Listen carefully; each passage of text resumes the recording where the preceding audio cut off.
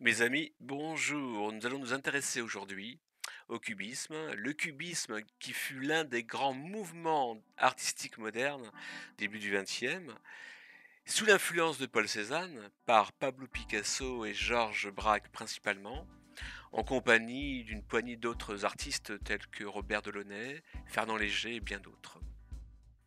La rencontre entre Pablo Picasso et Georges Braque, tous les deux artistes peintres, sculpteurs, fait surgir ce nouveau mouvement qui est le cubisme. La toile Les Demoiselles d'Avignon, peinte par Pablo Picasso, devient alors la toute première œuvre cubiste. Mais d'où vient le cubisme?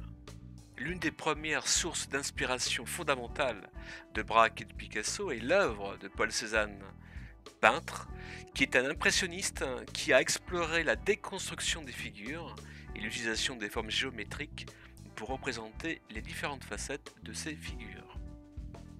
Le cubisme s'inspire également de l'art africain. Au début du XXe siècle, l'Europe s'ouvre à l'art africain grâce au fauvisme, en particulier grâce à Henri Matisse et Paul Gauguin, artistes peintres. Il existe d'abord le cubisme cézannien, inspiré de l'œuvre de Paul Cézanne, caractérisé par des angles prononcés, des corps en volume. Le cubisme abolit la perspective, élément central de la peinture depuis la Renaissance, et ouvre également la voie à l'abstraction. Oui, l'influence du cubisme sur l'art contemporain est immense. Arrive ensuite le cubisme analytique. Et Braque et Picasso décomposent les figures en toutes les facettes possibles. Les dessins sont très géométriques. Le sujet est alors tellement décomposé qu'il en deviendrait même presque abstrait.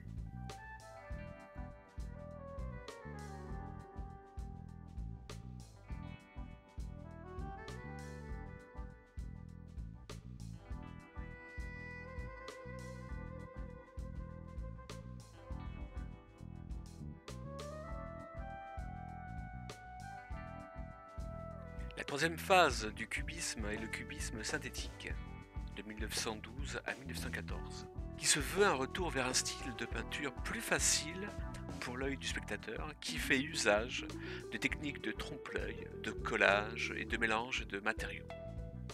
De nouvelles techniques sont abordées, on utilise divers matériaux et les couleurs sont vives.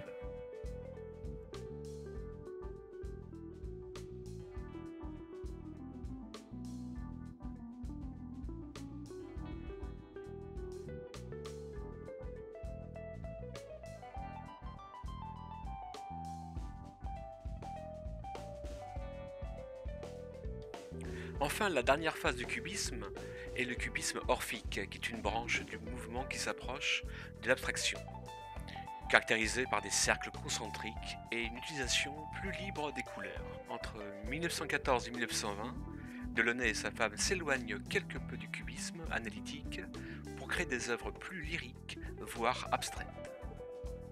Nous retrouvons parmi les peintres orphistes Delaunay, bien sûr, Fernand Léger, Francis Picabia, Franz Marc, Kandinsky, entre autres. L'orphisme tient par ailleurs son nom d'un poème d'Apollinaire, Orphée, où l'auteur fait éloge d'une beauté pure et abstraite qui transcenderait les arts.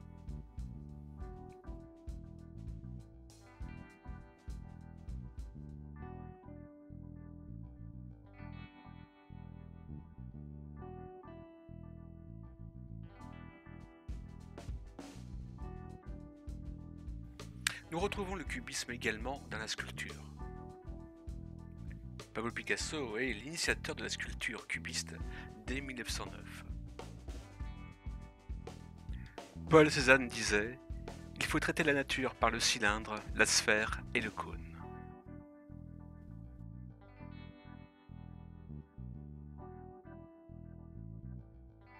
L'aventure du cubisme s'arrête juste après la Grande Guerre pour laisser place à d'autres mouvements d'art.